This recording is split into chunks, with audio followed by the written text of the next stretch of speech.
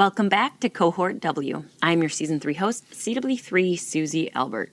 Today for Episode 5, you will hear from 4 new WO1s. They all graduated WOCS in the last 5 months, so they experienced the modernized academic curriculum and the new First WOCC leadership development approach. They have outstanding tips for preparing for WOCS, thriving at WOCS, and transitioning through a successful appointment to WO1. I will make sure to put all links for the resources they mention in the episode notes. And in the spirit of today's episode, I want to congratulate WOCS Class 2413. They actually graduated this morning, and I was so proud to be there. I feel like every class that we have seen in this fiscal year certainly has just come in with a greater level of preparation, so prepared to contribute and to hold professional dialogue, to learn about advisement, and to crack open the doctrine. So congratulations to Class 2413 on their graduation. All right, let's get into it. My name is WO1 Zachary Smith, graduated Class 2405, the Green Pythons. What advice would you give to prospective candidates, so somebody that has not yet arrived at WOCS, that could help them prepare for what you experienced?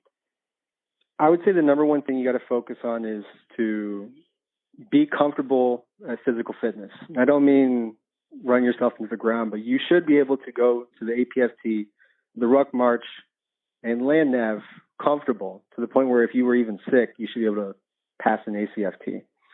I think if you're comfortable enough at a physical level, you would remove a lot of the stress going into the classes. In terms of academics, there's not much to prep yourself for. I would say don't worry about it. If you're unfamiliar with regulations and things like that, I think you might overwhelm yourself by doing some pre-learning. I think you should go in with an open mind to instructors and take any advice, tips, and tricks of the trade given. And I want to, sort of accentuate a point that you just made about open-mindedness, and that sort of requires a conversation. So when you arrive, if you have questions, then this actually leads into my next question of what advice would you have for current candidates or somebody that's actually like experiencing WOCS in this moment. And you were an incredibly conversational and inquisitive candidate. So if you had questions about materials or even processes, you always ask those questions. And I think that was sort of an extension of that open-mindedness that you're talking about developing before you even come. Would you agree with that, or do you think that helped you during the course? Yes, ma'am. So it's kind of two things. One thing is if you're closed off the topic, you're probably, one, shouldn't be there as a potential warrant officer. As a warrant officer, you should be a lifelong learner. Mm-hmm. You're not, once you graduate, become the subject matter expert. In fact, you're at the bottom of the barrel again. You need to be willing and open to the fact that there's going to be some things that you're going to learn and you're going to continue to learn throughout your career. But also it's a means of keeping yourself actively engaged and awake during class. It's very simple just to ask questions and be engaged with the instructor, the mentor, the other students, helping you stay at the most motivated and at the least engaged. Oh, I like that. Yeah. Exhaustion does accumulate and does impact academic performance. And I think that speaks to your first point, definitely, of like the more physically prepared you are. So if you can minimize that exhaustion, then you can actually save that energy for like academic and cognitive engagement. Is there anything that helped you minimize the distraction of exhaustion while you were at the course? I would say the coffee helped a lot. That's such a warrant officer answer. Yeah, the coffee coming in and having a good coffee officer and having students that really wanted to help others by engaging in that activity helped a lot. I would say most importantly, stay engaged in the conversation. The minute that you close yourself off, look at your laptop, look at your computer, look down at your notes all the time, you're going to kind of waver off and probably get a little more tired.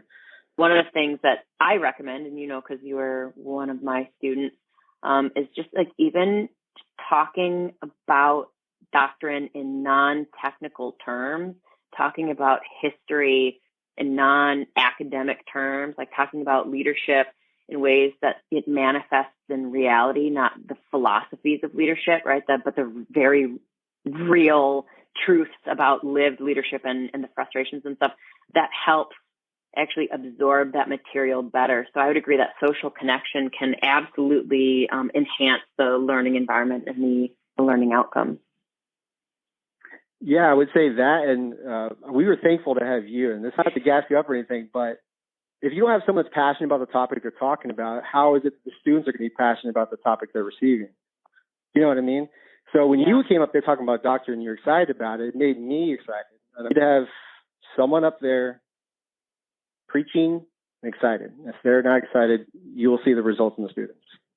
And so, like, it's not even just instructors, right? But if the student, if there is an environment that 31, on average, 31 people are responsible and accountable for creating together, it does really make it easier to engage in the learning process, like make friends that you can talk about doctrine with, absorb the information, be less tired, right?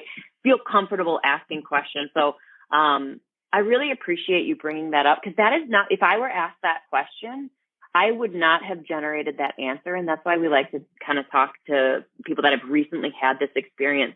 It's like the importance of that connection really does enhance what you get out of the course. Well, thank you so much for your time. I really, really appreciate it. And I know that sometimes when you leave PMA, you like to be like, all right, I'm done with it, like on to the next thing. So I do appreciate reaching back and really like giving back to the community in this way and keeping that generational, learning and that strong learning trajectory going. Yeah, absolutely, man. Thank you for inviting me. I hope there was some advice or some piece of nugget that someone got from there. And if not, you gave some great information, some great tools. So I think overall success. Right? We make a good team. Good afternoon. I'm Warrant Officer 1 Andrew Gomez, a recent graduate of Denim Blue Class 2412 Narwhals. What did you do in order to prepare that you think was helpful? I think this is actually a funny story. We've had a bunch of previous candidates go through the course at my duty station, and every time they came back, they said, you'll see when you get there. Oh, perfect. And so, I really didn't have a clear basis as to what was needing preparation. Yeah. So all I did to prepare was make sure that I was ready to receive. I knew that I was going to go into a course, and any PME, really, you just have to be open-minded, willing to listen, and most importantly, willing to learn. I think that's a hard thing for others to do, thinking that, they got selected based off of their merit and who they are as an individual. And when they get there, they quickly realize that you're not the cream of the crop you think you are, and there's a lot that you don't know, and that's okay. That's totally okay. You just have to be willing to apply what you learn, and most importantly, ask for help when you need it. Yeah. I think one of the most important things to understand before getting to WOCS is when you're in a position to lead, and when you're not, follow. It's okay to follow. A lot of warrant officers, we have that alpha mentality, honestly. And being an expert in your field is one thing. You're used to that foxhole. Again, you quickly realize here that there's a wealth of knowledge between all MOSs and the cohort and the instructors and all the academic instructors, all the TAC officers. It's a lot. And if you are in a formation and you are voicing concerns openly, it's not the time and place. Just as if it was operational, you wouldn't stand in front of a commander's formation and outright tell them that what they're doing is not working. You would pull that person aside and, advise them, let them know, hey, I think that this will work better. What are your opinions?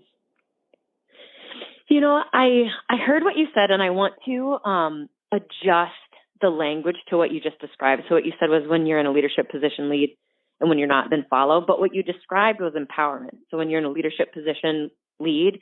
And of course, as warrant officers, when you are not in a leadership position, we still advise, we still communicate, we still lead, but not in that traditional sense. So I actually think what you just described was that quiet professionalism that empowerment requires, because while you may not be the figurehead of that unit or even that moment or that mission, the collective success is absolutely the responsibility of the warrant officer. So I wanted to adjust your language based on the philosophy, if you don't mind, based on the philosophy that you just put out.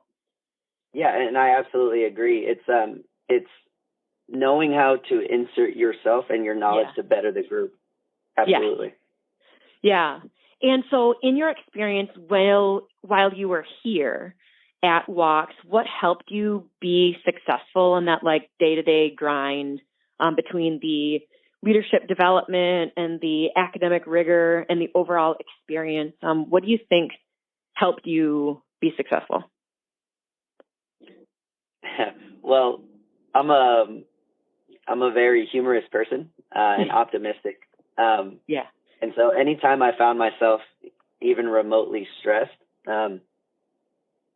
at the appropriate time, I would make a joke about it, and I would make sure that those around me were included in that joke. Because it's one thing to take everything very serious, and you should, but it's another thing to manage your stress. A lot of it, because it's this candidate-led strategy, is self-imposed stress. And it honestly only takes one, and I firmly believe this, that it only takes one to change an organization. And all you have to do is be present, be that voice of reason, and that positivity absolutely spreads. You just, it takes its time. And throughout the course, I just let it be known that, yes, this is stressful, but ultimately we're going to get through it. Right. And I think one of the most important things to understand is if you're looking at the grand scheme of things, the big picture, and you are operating in that sense that the big picture has to get completed, I think you're going to ultimately burn out. It's important to know that you have 25-meter targets. Stay focused on those 25-meter targets. Count your small victories, and before you know it, you're at the finish line. Yeah, and in the interest of honesty for the listeners, I had told Mr. Gomez yesterday and today when I primed you for this interview, that I wanted to talk about, you have such an appropriate use of humor. And I really appreciate how you described it, because you're like, make sure others around you are included in it. Because you in the classroom, right, when everyone is learning so fast, there's so much stuff to learn, and it all feels important, and it all feels like it could be the basis, for a setback or for, like an exam failure or whatever. You have such a superpower of like bringing levity to those moments in ways that people don't feel like you're mocking them. And it really created such an insulated classroom environment where people still felt like they were on the same side, and there wasn't this added social stress to already what is an environmental, a PME stress, academic stress, whatever. And so I did want to say that, because I would say that is probably one of the more rare traits I see, but it is one of the best to insulate you and your peers while you're here, being able to determine when and where to be stressed, and being able to let it go with a little bit of humor when it's not the time and place. Absolutely. I heard this quote once, and it said, pressure makes diamonds or rubble in the right environment. Although you may not be able to control your environment, you can control your perception of it. Yeah. Thank you for sharing that. So, Mr. Gomez, while you were here, what was a mindset that you found was kind of helpful to navigate the daily stressors? I think a big part of it was my instructor background. A lot of times I found myself asking, why are they doing it this way? Mm-hmm. And because I had those questions, I also heard it around me. Me playing devil's advocate for the instructors, I would relate what they were saying to what we could possibly see out in the force. Sure. A lot of these time hacks and having to decipher what the intent is, asking for clarification if something's not clear, that was huge. Yeah. You bring up three really good points about, like, number one, being able to understand the necessity for and also meet time hacks, how to interpret the intent in order to help you prioritize, right? And where to really, I guess, draw those resources from to create clarity for yourself. And sometimes we see that I'll give directions and I'll be like, man, I crushed it. I give them very clear purpose, key tasks, and desired end state, right? I gave them a clear intent. And I will actually like be able to physically see on someone's face that they are not ultimately asking. They're not understanding what I'm asking for. And I hear you saying you felt empowered because of your background, and you'd mentioned you were a sergeant first class and previously you were an instructor, but you felt comfortable asking, like, what are you really asking me to do, right? Like, what does this really entail? Am I understanding you correctly? Absolutely. And it was actually during our reception portion of Warrant Officer Candidate School where, for the life of me, I can't remember who, but they were saying that this is a officer producing school. Mm-hmm. And I don't know why, but the moment they said that, it switched my mentality from an NCO's mindset. Yeah. Needing that clarification, making sure that you truly do understand something and not being afraid to ask. I think for NCOs, it's always that make it happen mentality. Yeah, sure. But officers are more inquisitive as to what's being asked of them. Yeah, I like that you said that because I think one of the hardest things to be able to clarify is like, how do you pivot out of this thing, being an NCO, into being a warrant officer? Like, where are these exact changes that need to occur? And for a lot of people, we use, ADP 6-22, the leadership requirements model, as a really helpful map, but that's on everybody's evaluation. NCOs, officers, warrant officers, everybody sees the same 3 attributes, character, presence, and intellect, and the 3 same competencies: leads, develops, and achieves. So I appreciate that what you're saying is that, like, when you were told this is an officer producing school, you said, all right, I'm not just executing, like you still execute, right? I'm not just executing, but I have to understand because I might have to delegate this in a different way. I may have to break up the task. I might have to prioritize. And what we see a lot of folks come here, they don't know that, like, you can say no. You can say, I cannot prioritize this at this time. If you want this product, then it will take this amount of time. And we want to see that empowerment. And I know that you and I discussed how you saw the relationship between that and the concept of disciplined initiative. Yes, absolutely. And that empowerment of being able to say no. I think it was mid-course that it was reaffirmed again that some of these tasks are conflicting and you need to decipher which ones are most important. And if need be, ask for, an extension of time or definitely a modification of the order. Again, like when you're in it, you're just trying to get through it. But the more you look back on it, the more you realize that it is all self-induced. You have the power. I love that you say that because sometimes, candidates will be like, well, this is what exists. And I'll be like, well, what if you sent an exception to policy memo? And you just describe the reason why you require additional time or additional consideration. And they're like, I don't think I'm allowed to do that. I'm like, please, like ask for the things that you require. And I think I was talking about in one of the former interviews, I can't remember now, but in 525-8-2, what the Army says we are supposed to be doing as teachers, number one, teachers lead and leaders teach. And that I am meant to, and USAWOCC, I think, understands and really works hard to achieve this, that we are trying to take, in each class, we have approximately 100 candidates, right? That we have all y'all who come from different backgrounds, different life experiences, different, name a thing, branches. And they come out here, and then we are meant to discern individual needs. So, like, each class is very different. So each class has kind of their own flavor and trends. At like the platoon level, and then, group dynamics emerge and whatever. But if you came to me and you're like, I've never done operations, I've no understanding of sustainment or why it's necessary or illumination and how it affects, our movement and maneuver, etc. I have a responsibility to respond to that in a way where I can leverage your experiences to create understanding with new material. And again, 525-8-2 says that you, as an individual, just have the responsibility to engage in that learning and seek that lifelong growth and, like, learning opportunities. And I think that that's a relationship that a lot of students, when they come here, they don't realize that exists.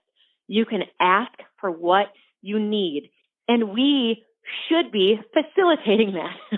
But sometimes we don't know. I wouldn't know, if you needed more time, if you wanted an exception to policy or whatever, unless you voice that. So I do appreciate that. You can see you're still empowering now. You've left this place, but you're still empowering the next, iteration of candidates to be like, hey, if you need something, ask for that thing. Absolutely. And USAWOCC is unlike any school that I have ever been to in my military career. And again, we're touching on it when we're talking about changing from the NCO mindset to an officer's mindset. And in every PME, every military school that you've been to, it's always, this is what you do. This is how you do it. Get it done. Yeah. This is the first. And I think, it takes a good minute for people to realize that they absolutely have, that responsibility to know that you do not know something. Yeah. And also understanding as a student, you are amongst the top professionals in every branch here. Yeah. So there is definitely things that you don't know that this other person does. Being able to leverage those resources, critical in everything you do.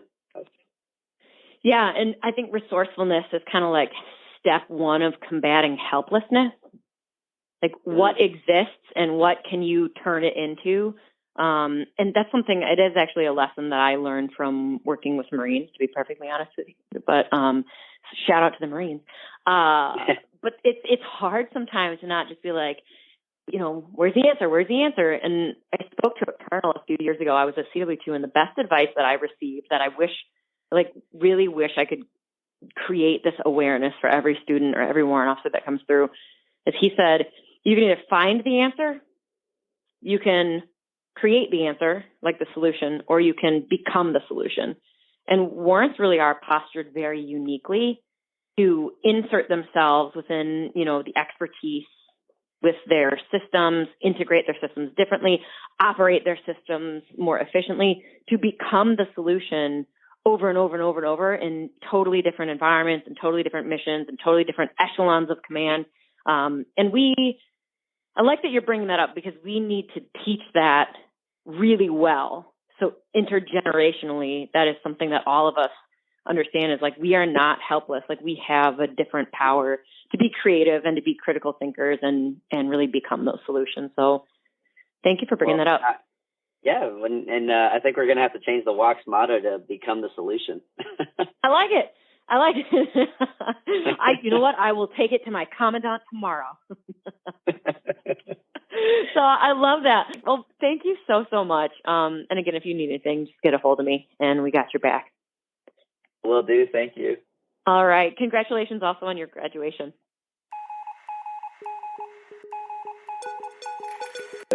Actually going to the school was that it was going to be the 5-miler rifle PT, that it was supposed to break you down and then build you more higher as a warrant officer.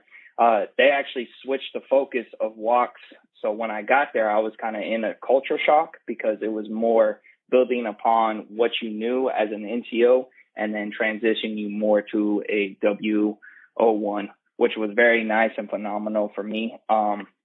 I learned a lot during that school. I prepared by just reading the WOCS op, anything I could, so that way I was in the right place at the right time in the right uniform. When you read that, the link on Blackboard, they actually have a part where you check, and they actually give you the SOP way beforehand. As soon as you find out what class you're going to be in and when's your report date, you can actually register for Blackboard. And all that information, according to what WOCS standards are or anything like that, is actually listed for you in Blackboard. So I would highly advise that people would read it before you actually come to WOCS. Thank you for saying that. I have been here. I've been a part of the WOCS program for 2.5 years, but specifically the resident program for 1.5 years. And I didn't know that. I would never have thought to give that as advice to someone that's preparing to come to thank you. I feel like every time I ask one of y'all, what did you do to prepare? You reveal something about my own institution that just allows me to gain an understanding of what we're doing. So thank you so much for bringing that up. Anytime, ma'am. Okay, so I had you in the doctrine classes while you were here in class 2411. And one of the things that I wanted to highlight for people who are listening that are prospective or current candidates is that I wanted to interview you because you have this infectious enthusiasm about learning. And so for context, I teach this course we call Whiskey 101. We break it into two parts. It's a 7-hour course broken into two parts. And in the first 3-hour block, we kind of talk about like, what is doctrine? How does it compare to policy? How do you access doctrine? Where can you find it? What's the intent? And how do you interpret it, etc. So it's about 3 hours of that. And then in Whiskey 101 Bravo, which is 4 hours, we go through multi-domain operations and large-scale combat operations. And this generally is a really content-rich and potentially overwhelming 7 hours of education for candidates. And again, for context of why I wanted to give you a platform to speak to other candidates, is that Mr. Wilkinson would be like, I didn't know about that. Oh, that's a great resource. Why doesn't anybody know about this? Why is this my first time hearing about this? And we have these conversations about the accessibility of doctrine, and really, truly, your enthusiasm wasn't even just in Whiskey 101 and, intro to doctrine and operations, but you had it every single day that you showed up to hours and hours and hours and hours of learning doctrine and incorporating that, like internalizing that into being a warrant officer. So can you tell us, like, how did you develop and how do you maintain that level of enthusiasm? So most of the time for me, it's just if I don't know something that really sparks my interest or anything like that, I really want to try to be the best I can be at that specific, whether it's teaching or anything like that. The thing that actually changed my mind the most was having that mentorship that I had on Saturday with Mr. Divinity. And he told me something that always stuck to me was, you're here to learn, and that's your main focus, and time management. It's what you put into this class is what you're going to get out of it. Yeah. So when he told me that, it really sparked and it changed my whole point of view of the class, because I've had a lot of old and new warrant officers tell me, hey, WOCS is kind of like a basic training. It's there to teach you, but not really as much. But for me, it was, what can I get from this school? For the doctrine smart book, I actually went around as soon as I got back to the unit and I showed everybody it, and they were like, where has this been?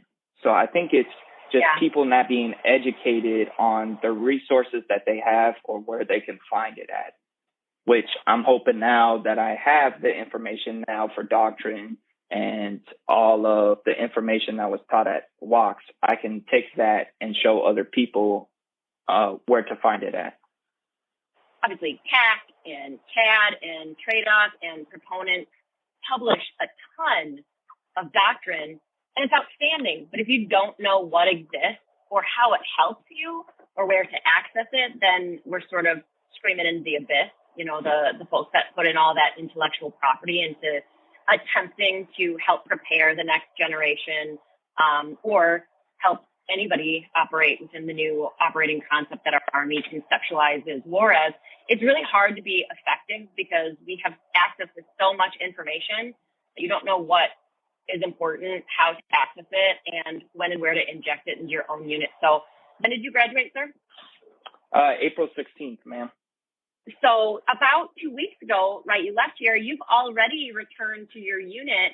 And tell me about that experience of like sharing your knowledge and how that was received at your unit. So for me, it was very nice and interesting, because where I have always just been, hey, I'll be the background guy. I don't need to do this. I'd rather have somebody else do it. They can talk all of FMs, TMs, all of the doctrine stuff like that. For me, it's been actually very rewarding because the first thing I did when I got here was I sat down with all of the people that I could and figure out what would make them more happier. What could I bring to the table as a brand new WO1? What do they expect? I actually sat down with my battalion commander and XO and talked about everything that I learned at school and everything that I got taught about doctrine. And it was amazing because at the end of it, they told me how much more educated I was, and I could actually speak to commanders and officers now and still be able to be that middle person for the NCOs as well. Finding that perfect balance of, hey, let me go put on this hat to go talk to this officer, but let me change my hat and break it down so that way my NCOs can understand it as well too.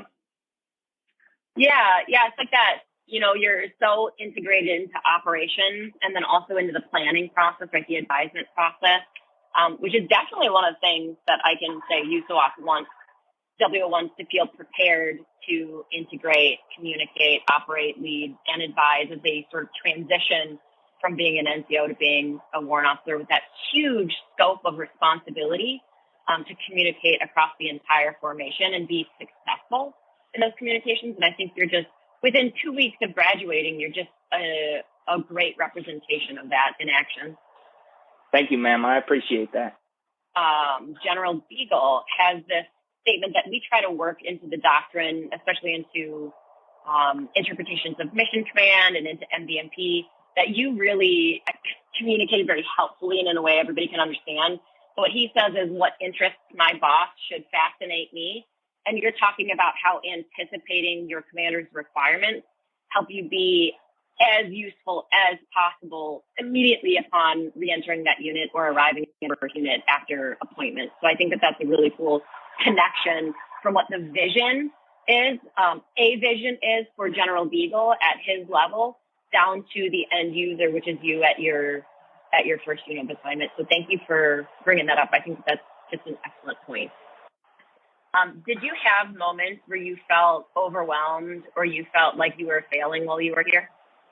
Yes, ma'am. It was the MDMP practice exercise. Took a lot of going back and forth with you, ma'am, and figuring out what happened, where do I go. So sometimes you're going to need to take a break and do something to keep your mind not occupied on that one thing, and then it will instantly come to you. And one thing I want to point out, right, because it's not about like, yeah, morale will be high all the time. Things will wax and wane and stresses accumulate.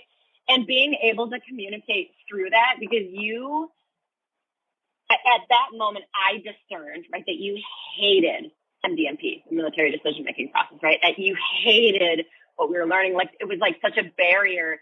And you just kept saying to me, no, I don't understand it. I was like, okay, give me another chance to communicate it better. Give me another chance to communicate it differently or to connect it to something we already learned or connect it to a different concept. And then you and I went back, I think for a back and forth for about 90 minutes. And then you had this eureka moment, like an absolute eureka moment. And then you were like, I get it. And then your product ended up being phenomenal, right? And then when we went through and you briefed the mission analysis, which is step 2 of the military decision-making process, you were so confident. And it's like allowing yourself to communicate through discomfort, through perceived failures, through hardship, and then really take that as a win, accumulating those small wins throughout the course. You really did a great job at that. And so I encourage everybody to remember that maybe your morale won't be high all the time, but if you just communicate through and are able to identify what you need, the cadre is here to make you a WO1, to attend to your individual educational needs, the style of speaking, the branch you came from. We try really hard to make connections. And you, again, are such a success story in that regard because you had those hard moments and because you were able to communicate through them. Yes, ma'am. And also ask as many questions that you need to ask, because the more that you can ask at WOCS, the more prepared you'll come to your unit. And please tell your command thanks for making the time to sit down with you and talk about the transition that you've made, because we appreciate that they acknowledge that you just went through a really significant transition. Yes, ma'am. I'm very grateful and thankful that I am at the place that I am to actually have that time to sit down with them and talk to them about everything that I learned and build on the skills that I have. I really appreciate you taking the time to reflect on your experiences and help the next class and the next generation come through what is a very updated WOCS. No, thank you for having me, ma'am. I really do appreciate it. I am a WO1 Steven Casares. I was in WASH class 2402, Lavender Syndels, and graduated 16 November 2023. So now that you are successfully a WO1, can you tell me what you did to prepare for WOCS that helped? Well, leading up to the months before, I did focus on running because I knew it was, heavy on running. Didn't run too much. Don't overdo it. 3 times a week is probably all you need, and just be comfortable with it. And then that I scoured internet, YouTube, Facebook, Instagram for anybody that said what they were going through. Actually helped me out a lot. And then you can kind of see other people's experience and get a feel for what's going on. There's a lot of great stuff, especially from the WOCS Facebook page, kind of see what's going on, help you understand the WOCS-isms that there are. But if you're headed that way to WOCS, honestly, don't be too afraid of it. Have an open mind, be able to, be flexible, get there with an open mind. Things are going to change. You're going to do things differently than you've ever done before, just like any Army school, honestly. Yeah. And as long as you listen, do the right thing, and don't overthink it, you will be okay, and you will graduate on time. Can you tell me what your experience was like when you arrived at WOCS and sort of the entire adventure of being at Warrant Officer Candidate School? As long as you work together with everybody and kind of figure out who needs what, where it goes, and ask questions, you won't fail. You'll be getting op boards to figure out what to do, what not to do, when timelines, everything, and everything is laid out for you. The biggest failure I saw there is people not reading the op boards and figuring out when stuff is due, how to do it, where to be, right time, right place, right uniform. And once you get into the groove of it all, like the hit times, where to be, you kind of figure out where you can gain more time, where it's okay to lose some time and pick up classwork. And then honestly work together, everybody, then it becomes a lot smoother. I was very lucky with our whole class because we ended up working very well together. We always helped each other out. Yeah. Because we knew that if we didn't do it, we were going to fail, and it just wouldn't be easy on us. And then honestly ask questions. It is meant you are becoming an officer. It's not just go blindly out and do it. Ask the questions. If you get something done early or you want to do something different, ask that question. If you have a good reason for it, hey, I think we should do it this way, senior tag or tag officer, whoever you have, 9 times out of 10, I saw them say yes, because they figured out what the better way to do it. What's crazy, I think, is that a lot of people that go to Army schools sort of like step back from being the leader that they are in the Army. Yeah. And this is a course that really asks of you to like step forward. And, and I'm sure like all of the folks that we get that were NCOs, right? About 85% are former NCOs or prior enlisted. And then they'll come here, and then we see like this fear emerge in TRADOC because there's this sort of, I think, conceptualization of power. Like I, as CW3 Albert, have all the power over you. So if you do anything wrong, I can take the rest of your life away from you. But in reality, I'm asking you to like use your judgment, to communicate, to provide recommendations. So I love that you bring that up and sort of like before you come when you're preparing, and then while you're here, how to be successful. Like lean forward into who you are as a leader and know that the recommendations, when they are founded, they're communicated professionally, they're founded with good judgment. Like you're saying, 9 times out of 10, they will be approved. And obviously, I know you. I was cadre member when you came through, and I taught your doctrine classes, which is why we're talking now. But the reason why I wanted to talk to you is because every class, we sat in the same spot right up front. And every time, because now in the Army, and for anybody that's been through CFDIC, which is sort of how the Army teaches how to teach, how to facilitate, I should say. You were front and center, and we asked a lot of questions like, what surprised you about this? Or what do you think about this? Who has experience with this? And you were so focused as a student. And I know y'all are exhausted from being in academics for 9 hours a day, from waking up early in the morning, from doing PRT, from all the stuff you have to do afterwards, and trying to talk to your families. Like, y'all are truly exhausted. And you sat front and center every single day and say, what do y'all think about this? Which element that you see on the board surprises you? When have you used mission orders? What do you think about firepower and its usefulness and how it creates combat power? And you raise your hand every time. Focused, dialed in, totally invested, totally involved in your own growth and development, and even, I think, also sometimes taking that stress off of your peers. And at one point in time, just kind of highlight how invested and involved you were.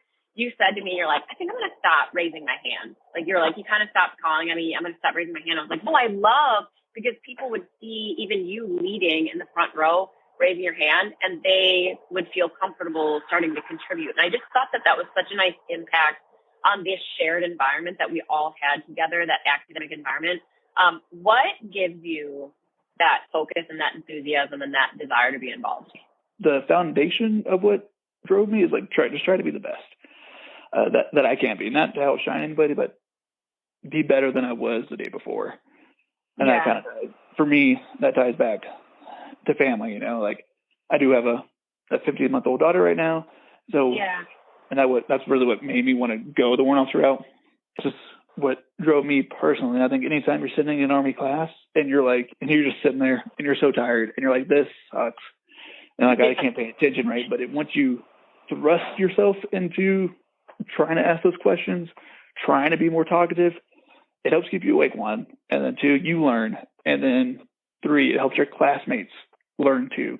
I absolutely advocate for that, and that's why facilitation is. I'm really glad the Army moved to that method instead of just pure lecture. Right? Is that we recognize that everyone that comes to WOCS has rich, meaningful experiences, and when we can talk about those and really digest those together within the context of the time that it happened, the type of conflict that it happened, what did you provide as a war fighting function, and how do we all work together? I think it really does give us this beautiful picture of everything that does exist and how we can better fit into it as warrant officers and as folks that are meant to pursue subject matter expertise to find how can we, again, going back to a theme that is now emerging in your interview, is how can we be more efficient? How can we find better ways?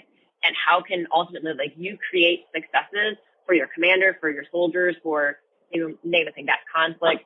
And so I really appreciate that kind of what you're talking about is creating that realism in the classroom, because the cohort, that's exactly what the warrant officer cohort is also meant to be. If you had a question about, let's say, doctrine, you should be able to. We should have established the type of dynamic where you feel valued by me and you feel like you can reach out, and because I value you, I'm going to get back to you, right? Because I want you to be successful, I'm going to get back to you.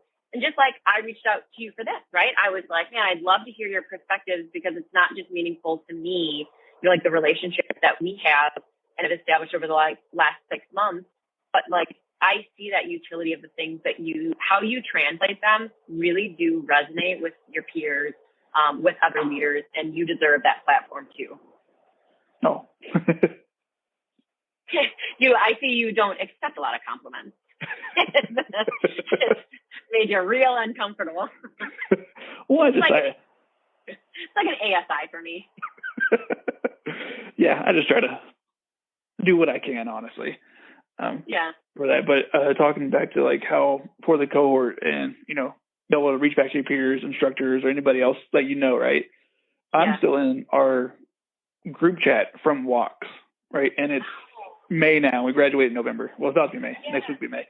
The cohort is a real thing. You can just throw your questions out there, and then people will respond and help each other out. Because now we're all, it's different. It feels different than, being an NCO and trying to ask somebody, being like, I don't want to tell you this because, but it is a much more team aspect. You definitely feel that. Even just approaching things with that mindset, I think creates a stronger cohort in general, more that we really caretake ourselves so we can show up as the best that we, the best version that we are, and then act in good faith towards each other. It really does make the cohort stronger. And I absolutely saw that in class 2402. You already know, I loved that class. I do say that a lot. It's just like, You were a lot of fun. Yeah, but that class, y'all were really, really invested in each other and in the experience and getting through it together. I think that's really cool. It was honestly a great experience. Once you get through it all, you're like, I did this. The physical activities aren't that bad at all. And just try your best. Just don't give up. Keep going, and you will get through it. Very cool. Well, I really appreciate it. And not just for what you brought, into the classroom and continue to do and how enthusiastic and positive you are. I think you just are a natural leader, and you also naturally just make friends around you. And that makes it really nice and easy for dissemination of ideas and people being creative and wanting and feeling welcome and joining the cohort. So thank you so much for coming on and sharing your ideas. Well, thank you for having me. I really appreciate it. Again, a huge thanks to Mr. Smith, Mr. Gomez, Mr. Wilkinson, and Mr. Casares. If you have any questions or feedback on what you want to hear more of this season, please email warrant.officer.history@gmail.com. And as always, for updates and information, please visit the Warrant Officer Historical Foundation at warrantofficerhistory.org. Thank you so much, and we'll see you next episode.